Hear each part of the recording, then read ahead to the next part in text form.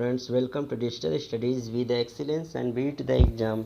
Friends, आज हम लोग देखेंगे फ्लूइड मैकेनिक्स पार्ट 2 पर द्रव यांत्रिकी या इंजीनियरिंग जो भी है।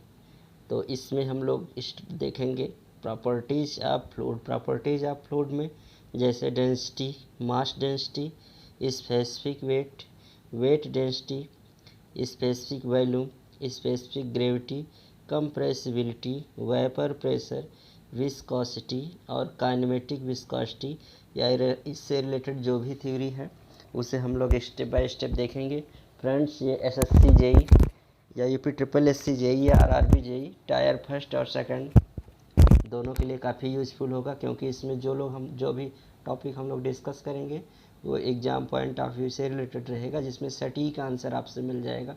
पूरा वीडियो अच्छे से आप 1-2 बार देख लेंगे, एग्ज़ाम के 1-2 दिन पहले सारी पढ़ाई आपकी अच्छे से रिफ्रेश हो जाएगी। तो फ्रेंड्स, चलिए वीडियो स्टार्ट करते हैं। फ्रेंड्स, वीडियो स्टार्ट करने से पहले आप लोगों से कहना चाहेंगे, जो लोग नए हैं मेरे चैनल को सब्सक्राइब कर लें, साथ ही साथ बेल आइकन को भी क्लिक कर लें, ताकि इस तरह के लेटेस्ट वीडियो का नोटिफिकेशन आप तक पहुंच सके।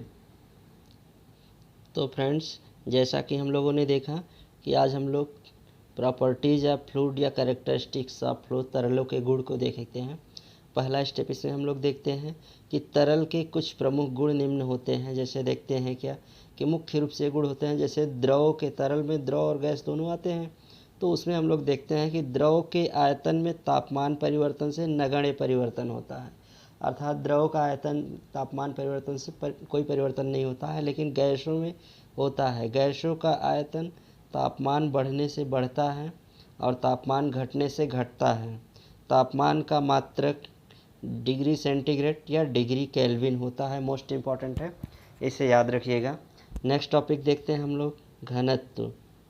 घनत्व में क्या है कि किसी पदार्थ के इकाई आयतन में जितनी सहती होती है उसे उस पदार्थ का घनत्व कहते हैं। इसे रो से प्रदर्शित करते हैं, अर्थात किसी पदार्थ, कोई मटेरियल है, उसके इकाई सहती में प्रति यूनिट वॉल्यूम में जितना मास होता है, जितना सहती होती है, उसे घनत्व कहते हैं। इसे रो द्वारा प्रदर्शित करते हैं।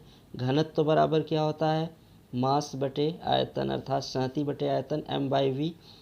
सहती अर्थात मास का यूनिट क्या होता है, किलोग्राम में नापते हैं, आयतन का मीटर क्यूब या सेंटीमीटर क्यूब जो भी होता है। तो यूनिट हम लोग देख लेते हैं कि SI प्रणाली में इसका मात्रक किलोग्राम मीटर क्यूब या न्यूटन सेकंड स्क्वायर बटे मीटर की पावर 4 होता है। MKS प्रणाली में इसका मात्रक किलोग्राम मीटर क्यूब होता है या किलोग्राम सेकंड स्क्वायर मीटर की पावर 4 होता है। तो इसकी यूनिट ये होती है। MKS प्रणाली में अगर देख रहे हैं तो किलोग्राम मीटर की पावर 4 और किलोग्राम सेकंड स्क्वायर बटे मीटर पावर, मोस्ट इम्पॉर्टेंट है।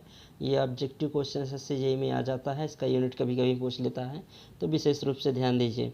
चलिए आपेक्षिक भार, स्पेसिफिक वेट और या वेट डेंसिटी देखते हैं। नेक्स्ट टॉपिक हम लोग तो इसमें देखते हैं क्या है कि किसी पदार्थ के इकाई आयतन में पदार्थ पर जितना भार होता है उसे पदार्थ का अपेक्षित घनत्व कहते हैं। इसे स्मॉल w द्वारा प्रदर्शित करते हैं। तो इससे स्मॉल w द्वारा प्रदर्शित करते हैं।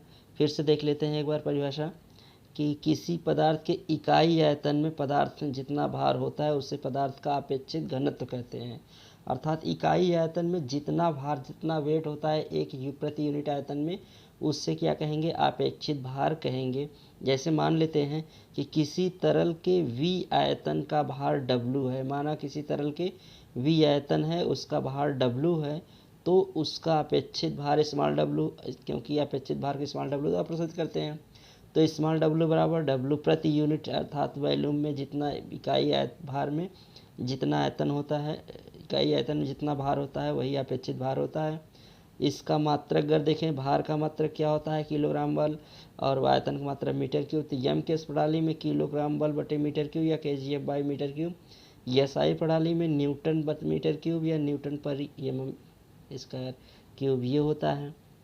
नेक्स्ट देखते हैं हम लोग साधारण ताप पर पानी का अपेक्षित भार W बराबर साधारण पानी का कितना होता है, 1000 किलोग्राम प्रति मीटर क्यूब या 9810 न्यूटन प्रति मीटर क्यूब होता है। अगला देखते हैं इसमें क्या दिया है, कुछ नोट्स दिया है विशेष रूप से। समुद्री जल साधारण जल से भारी होता है, मोस्ट इम्पॉर्टेंट है, यह ऑब्जेक्टिव क्वेश्चंस आ जाता है। तथा समुद्री जल का अपेक्षित भार समुद्री जल साधारण जल से अधिक होता है, और समुद्री जल का अपेक्षित भार कितना होता है वो हम लोग देखते हैं कि समुद्री जल का अपेक्षित भार होता है 1030 किलोग्राम प्रति मीटर क्यूब और 10.43 न्यूटन पर किलो न्यूटन पर मीटर क्यूब। साधारण जल का कितना था, 1000 था, समुद्री जल का कितना है, 1030 है, मोस्ट इम्पॉर्टेंट है, याद रखिएगा। चलिए नेक्स्ट देखते हैं अपेक्षित भार तथा घनत्व में संबंध। तो भार बराबर जैसे जानते हैं, भार बराबर mg अर्थात सहती गुणित गुरुत्वीय त्वरण होता है, भार बराबर ये होता है। अपेक्षित भार बराबर क्या भी हम लोग पढ़े थे कि अपेक्षित भार बराबर स्मॉल w बराबर capital W by V, small w बराबर कैपिटल, और अपेक्षित घनत्व रो बराबर m बाई वी। अब w बाई रो अगर करते हैं तो w का मान स्मॉल w का मान w बाई वी और रो का मान घनत्व बराबर m बाई वी। तो m by w by V और m बाई वी से v कैंसिल हो जाएगा तो m w बाई m होगा। फिर उसके बाद देखते हैं W बराबर क्या होता है, जैसा कि जानते हैं कि W बराबर mg। तो W बराबर mg अर्थात W के स्थान पर क्या रख देंगे mg, तो m से m कैंसिल हो जाएगा, सिर्फ g बचेगा। तो W बाई रो बराबर बटे रो बराबर g, रो इस तरफ आएगा तो गुणा हो जाएगा, W बराबर रो g हो जाएगा। इस तरह अपेक्षित भार अर्थात अपेक्षित भार W बराबर क्या होगा, रो जी। मोस्ट इम्पॉर्टेंट है, यह ऑब्जेक्टिव पॉइंट ऑफ व्यू पे आ जाता है। पॉलिटेक्निक जो भी स्टूडेंट कर रहे हैं उनका थ्योरी लिखने के लिए आ जाता है, आप लोग विशेष रूप से याद रखिएगा। नेक्स्ट देखते हैं अपेक्षित आयतन। किसी तरल की इकाई सहती का आयतन तरल का विशिष्ट या अपेक्षित आयतन कहलाता है। अपेक्षित आयतन घनत्व का विलोम होता है, अर्थात अपेक्षित आयतन जो होता है वो घनत्व का विलोम होता है अपेक्षित आयतन को v द्वारा। घनत्व बराबर जैसा हम लोग पढ़े कि घनत्व बराबर रो बराबर m बाई वी होता है। अब अपेक्षित आयतन अगर पूछ रहा है तो इसका विलोम हो जाएगा अर्थात v बाई m हो जाएगा, अर्थात 1/रो कर सकते हैं, मोस्ट इम्पॉर्टेंट है। तो इसके बाद इसका आयतन देखते हैं क्या होता है, इसका यूनिट क्या होती है कि इसका मात्रक मीटर क्यूब प्रति किलोग्राम होता है। नेक्स्ट टॉपिक हम लोग देखते हैं फ्रेंड्स अपेक्षित गुरुत्व। अपेक्षित गुरुत्व में क्या है कि किसी तरल का अपेक्षित गुरुत्व उस तरल के घनत्व और जल के घनत्व का अनुपात होता है। किसी तरल का अपेक्षित गुरुत्व उस तरल के घनत्व और जल के घनत्व का अनुपात होता है, अर्थात द्रव का अपेक्षित घनत्व, किसी का भी अगर अपेक्षित गुरुत्व निकालेंगे अपेक्षित द्रव का घनत्व बटे पानी का घनत्व। अब घनत्व की यूनिट से कट जाएगी इसलिए इसकी कोई यूनिट नहीं होती है, मोस्ट इम्पॉर्टेंट है। तो अपेक्षित घनत्व की नो यूनिट, कोई यूनिट नहीं होती, बीमाहीन राशि होती है, याद रखिएगा। नेक्स्ट हम लोग देखते हैं 6 नंबर कंप्रेसिबिलिटी अर्थात संपीड़ितता। तरल का वह गुण जिसके कारण बाहरी दाब लगाने से उसके आयतन में नगण्य परिवर्तन होता है संपीड़ितता कंप्रेसिबिलिटी कहलाता है। संपीड़ितता गुणांक कोएफिशिएंट ऑफ कंप्रेसिबिलिटी तरल के आयतन प्रत्यास्थता गुणांक का विलोम होता है, मोस्ट इम्पॉर्टेंट है, इसे याद रखिएगा। इसे आसानी स्ट्रिक द्वारा याद कर सकते हैं कि संपीड़ितता गुणांक अर्थात कोएफिशिएंट ऑफ कंप्रेसिबिलिटी तरल के आयतन प्रत्यास्थता गुणांक का विलोम होता है। जैसे मानते हैं कि माना तरल का प्रारंभिक आयतन v मीटर क्यूब है, तरल के आयतन में दाब परिवर्तन dp न्यूटन प्रति मीटर स्क्वायर है के कारण परिवर्तन dv मीटर क्यूब हो तो आयतन गुणांक के बराबर minus d rho by dv by v। तो अब संपीड़ितता कंप्रेसिबिलिटी फैक्टर जैसे बताया गया है इसमें कि आयतन गुणांक का उल्टा होता है, तो कंप्रेसिबिलिटी अर्थात बीटा बराबर क्या उल्टा अगर आयतन गुणांक का होगा तो बीटा बराबर क्या हो, कंप्रेसिबिलिटी को बीटा द्वारा प्रदर्शित करते हैं, बीटा बराबर क्या होगा 1/k हो जाएगा। अगर 1/k होगा तो k बराबर माइनस dp बाई dv, ये उल्टा हो जाएगा तो 1/v dv by dp Newton पर मीटर स्क्वायर इसकी यूनिट होगी, मोस्ट इम्पॉर्टेंट है, इसे याद रखिएगा फ्रेंड्स। चलिए 7वां देखते हैं क्या है कि वेपर प्रेशर वाष्प दाब। वाष्प दाब एकदम सिंपल है, देखते हैं कि प्रत्येक द्रव की सतह के ऊपर स्थान पर वाष्पीकृत कण विद्यमान रहते हैं, अर्थात साधारण तापमान पर सभी द्रवों की अपनी सतह के ऊपर स्थान में अणुओं को मुक्त करके वाष्पीकृत होने की प्रवृत्ति होती है। जब द्रव किसी बंद बर्तन में होता है तो द्रव तल से ऊपर खाली स्थान द्रव का वाष्प से भरा रहता है, तो द्रव तथा वाष्प द्रव तल से दाब डालता है, जिसे वाष्प दाब कहते हैं। तो फ्रेंड्स, जैसे मान लेते हैं कि अगर हम कोई बर्तन ले लेते हैं और इसमें पानी रख करके इसको अगर हीट करेंगे तो ऊपर से अगर इसको ढके रहेंगे तो कुछ देर बाद देखेंगे कि वाष्प उस पर ढकने पर अर्थात ऊपर तल पर वाष्प हो जाता है, तो वही वाष्प दाब होता है। वाष्प ताप अब नेक्स्ट दिया है क्या कि तापमान बढ़ने से वाष्प की मात्रा बढ़ती है, जिससे वाष्प दाब बढ़ता है। यदि द्रव तल पर दाब वाष्प दाब के बराबर कम कर दिया जाए तो द्रव उबलना प्रारंभ कर दिया जाता है। अर्थात अगर इसको हीट देते रहें तो एक समय ऐसा आएगा कि ये द्रव क्या होगा, उबलना, बॉइलिंग करना चालू कर देगा। आगे देखते हैं कि तापमान पर द्रव का वाष्प दाब उसका उबलनांक बॉइलिंग प्रेशर कहलाता है। अर्थात 0 डिग्री सेंटीग्रेड पर वाष्प दाब का मान मोस्ट इंपॉर्टेंट है, या ऑब्जेक्टिव पॉइंट ऑफ व्यू पर आ जाता है 0.623 किलो पास्कल। या 100 डिग्री सेंटीग्रेड पर वाष्प दाब कितना होगा, 100 डिग्री सेंटीग्रेड पर वाष्प दाब ये होगा 103.5 किलो पास्कल होता है। 100 डिग्री सेंटीग्रेड पर 103.5 किलो पास्कल। 0 डिग्री सेंटीग्रेड वाष्प दाब 6.32। ऑब्जेक्टिव पॉइंट ऑफ व्यू से क्वेश्चंस आ जाता है, विशेष रूप से ध्यान दीजिएगा। चलिए नेक्स्ट देखते हैं, श्यानता अर्थात विस्कोसिटी। किसी तरल का वह गुण जिसके कारण उसकी एक परत दूसरी परत पर फिसलने का विरोध करता है, विस्कोसिटी अर्थात श्यानता कहलाता है। फ्रेंड्स, जैसे हम लोग देखते हैं कि नाली में अगर कोई द्रव, कोई वाटर ही फ्लो कर रहा है तो वो अचानक फ्लो करते करते एक स्थान पर ऐसा आता है कि रुक जाता है। रुकने का कारण यही होता है कि उसमें भी फ्रिक्शन फोर्स लगता है, अर्थात लिक्विड में जो फ्रिक्शन फोर्स लगता है उसी को हम लोग विस्कोसिटी बोलते हैं। ये लेयर के रूप में बहता है, एक लेयर दूसरी लेयर में फिसलता है, जिससे आगे धीरे धीरे जाते जाते क्या होगा कि ये रुक जाता है, तो इसे हम लोग विस्कोसिटी बोलते हैं। इसका टर्म्स एंड कंडीशंस देखते हैं कि किसी तरल की श्यानता उस तरल के कणों को विकृत करने से अपेक्षित सरल कठिनाई की माप होती है। कम श्यानता वाले तरल अधिक सरलता से बहते हैं। पारे की श्यानता पानी से अधिक होती है, पानी की श्यानता वायु से अधिक होती है, एल्कोहल की श्यानता पारे से अधिक होती है, आदर्श तरल की श्यानता शून्य होती है। एक एक लाइन का है फ्रेंड्स, इसमें ऑब्जेक्टिव पॉइंट ऑफ व्यू से रिलेटेड क्वेश्चन आ जाते हैं, SSC JEE में आए भी हैं कि किसकी श्यानता कितना होता है, तो आप लोग इस पर ध्यान दीजिएगा, अच्छे से देख लीजिएगा ताकि इससे हो जाए कि फिर से हम लोग देख लेते हैं एक बार। कम श्यानता वाले तरल अधिक सरलता से बहते हैं। पारे की श्यानता पानी से अधिक होती है, पारे की श्यानता वायु से अधिक होती है, एल्कोहल की श्यानता पारे से कम होती है, आदर्श तरल की श्यानता शून्य होती है। अब इसमें हम लोग देखें न्यूटन के नियम के अनुसार क्या है कि कर्तन बल अगर टाउ है, दूरी के संदर्भ में गति परिवर्तन की दर के समानुपाती होता है, अर्थात tau in proportional to dv/dy। Proportional अगर हटाते हैं तो इक्वल टू, प्रोपोर्शनल हटाते हैं म्यू dv/dy, म्यू जो होगा ये कॉफिशिएंट ऑफ विस्कोसिटी, यही स्थिरता गुणांक हो जाएगा, अर्थात श्यानता गुणांक कॉफिशिएंट ऑफ विस्कोसिटी हो जाएगा म्यू।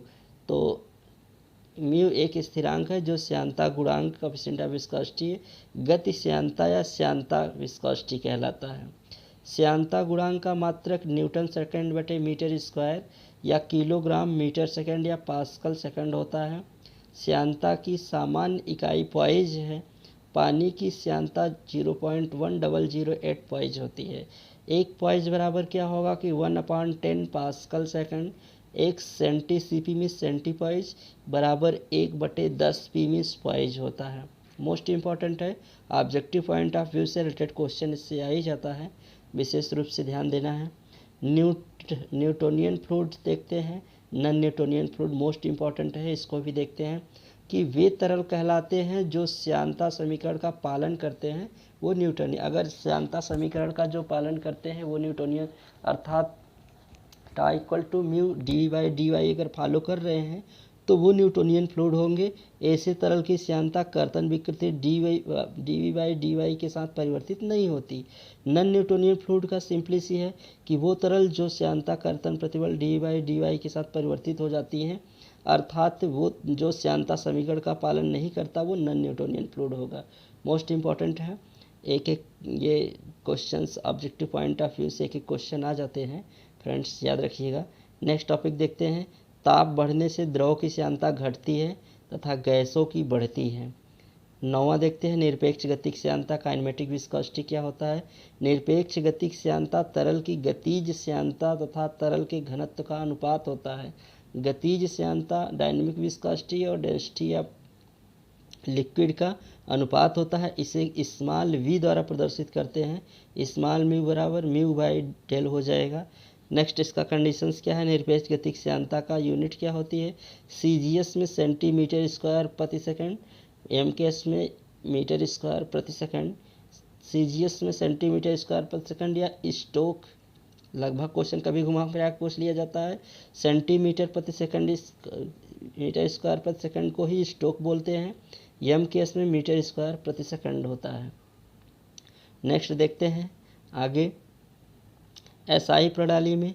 SI प्रणाली में काइनेमेटिक विस्कोसिटी की यूनिट क्या होती है। SI प्रणाली मीटर स्क्वायर प्रति सेकंड। 1 मीटर स्क्वायर प्रति सेकंड बराबर क्या होगा 10⁴ ST मतलब स्टोक, या 10⁶ सेंटी स्टोक होगा। CST मतलब सेंटी स्टोक, ST मतलब स्टोक। मोस्ट इंपॉर्टेंट है, याद रखिए, कंफ्यूज न होइएगा फ्रेंड्स। एक बार अच्छे से देख लेंगे तो सारे क्वेश्चंस लगभग करके आएंगे। चलिए, श्यानता का मापन विस्कोमीटर द्वारा किया जाता है। प्रमुख विस्कोमीटर जैसे होता है एंगलर, सेवोल्ट और रेडवुड हैं। तो ये मोस्ट इंपॉर्टेंट है, श्यानता के प्रमुख विस्कोमीटर हैं। विस्कोमीटर प्रमुख क्या है, एंगलर, सेवोल्ट और रेडवुड है, जिसे याद रखिएगा। नेक्स्ट हम लोग देखते हैं सहसंजन क्वेश्चन फोर्स। तरल का वह गुण जिसके कारण इसके अणु एक दूसरे को आकर्षित करते हैं, जैसे पारा, पेंट, सरेस, इसमें यह गुण होता है। इस गुण के कारण तरल में श्यानता का गुण आता है तथा द्रव द्वारा तनाव प्रतिबल का विरोध होता है। तो फ्रेंड्स, सहसंजन में सेम प्रॉपर्टी अर्थात जो भी है, जैसे पारा है, पारा का एक अणु दूसरे अणु को आकर्षित करता है। पेंट हो गया एक अणु दूसरे अणु को, तो उसमें क्वेश्चन फोर्स होता है। नेक्स्ट देखते हैं आसंजन बल, एडहेंशन फोर्स। एडहेंशन में क्या, तरल का वह गुण जिसके कारण विभिन्न तरलों के अणु अथवा तरल ठोस अणु आपस में आकर्षित, अर्थात सहसंजन क्वेश्चन में क्या है कि एक ही तरल के अणु एक दूसरे को आकर्षित करते हैं, लेकिन एडहेंशन में अलग होगा कि विभिन्न प्रकार के तरल के अणु एक दूसरे को आकर्षित करते हैं, तो वो एडहेंशन होगा। पानी में एडहेंशन अधिक होने के कारण यह कांच सतह को गीला करता है, जबकि पारा नहीं करता। तो पानी में क्या होता है कि कांच अलग मटेरियल है, पानी अलग है, और एक दूसरे को आकर्षित किए, इसलिए क्या हुए, वो कांच की सतह को गीला कर देता है पानी। लेकिन पारे में एडहेंशन नहीं पाया जाता है, क्योंकि पारे कांच की सतह को गीला नहीं कर पाता, इसलिए क्योंकि पारा अलग है, कांच अलग है, इसलिए वो नहीं कर पाता है, उसमें एडहेंशन होगा। नेक्स्ट टॉपिक हम लोग देखते हैं सरफेस टेंशन, जो कि मोस्ट इम्पॉर्टेंट है, इससे रिलेटेड एक क्वेश्चन आता ही है। विशेष रूप से इसका हम लोग देखते हैं, विधिवत एनालिसिस करते हैं।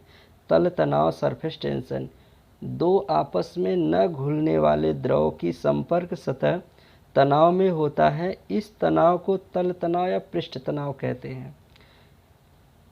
कहा जाता है कि तल तनाव के कारण ही पानी की गिरती हुई बूंद गोले का आकार धारण करती है। तल तनाव को बल प्रति इकाई लंबाई से व्यक्त किया जाता है। इसका मात्रक न्यूटन पर मीटर होता है। पानी के लिए 20 डिग्री सेंटीग्रेड पर तल तनाव का मान 0.075 न्यूटन पर मीटर होता है। मोस्ट इम्पॉर्टेंट है, याद रखना है कि तल तनाव अर्थात बारिश में जो भी पानी की बूंदें गिरती हैं वो गोला आकार धारण कर लेता है, वो सरफेस टेंशन के कारण ही होता है, पृष्ठ तनाव के कारण, तल तनाव के कारण ही होता है। ये मोस्ट इम्पॉर्टेंट आप लोग याद रखिए। पानी के लिए 20 डिग्री सेंटीग्रेड पर तल तनाव का मान 0.075 न्यूटन पर मीटर होता है। और कभी कभी तो अक्सर पूछता है, कई बार पूछा गया है SSCJ में कि सरफेस टेंशन की यूनिट क्या होती है, इसकी यूनिट न्यूटन पर मीटर होती है। मोस्ट इम्पॉर्टेंट है, याद रखना जरूरी है। चलिए नेक्स्ट हम लोग टॉपिक देखते हैं केशिका क्रिया या केशिकत्व। तो केशिका क्रिया या केशिकत्व क्या होता है। इस क्रिया में बहुत कम व्यास की नली को यदि किसी द्रव में डुबोया जाए तो नली में द्रव का तल नीचे गिर जाता है या ऊपर उठ जाता है। यदि नली का व्यास d है तो द्रव में डूबने पर नली के तल की ऊंचाई h बराबर क्या होगा, 4 sigma cos alpha upon WD। नदी में अगर द्रव तल में अगर कोई नली डुबाते हैं तो उसमें एक बार या तो ऊपर उठ जाता है या तो नीचे गिर जाता है। तो अगर पारे में डुबोएंगे तब वो नीचे गिरेगा, अगर पानी में डुबोएंगे तो ऊपर उठ जाता है। पारे में डुबोएंगे तो ऊपर उठ जाता है, पानी में डुबोएंगे तो नीचे तले गिर जाएगा।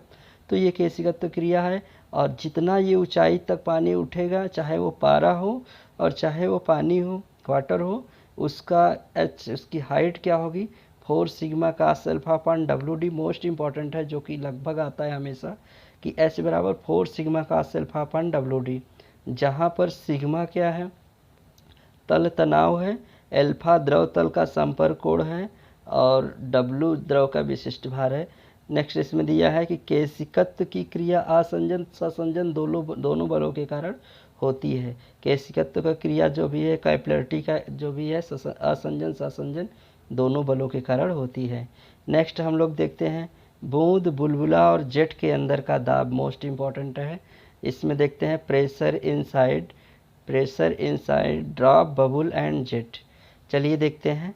बूंद के अंदर का दाब P बराबर क्या होगा, 4 सिग्मा अपॉन डी। बुलबुले के अंदर का दाब P बराबर 8 सिग्मा अपॉन डी। जेट के अंदर का दाब P बराबर 2 sigma upon D. Most important है, तीनों को अलग अलग हैं।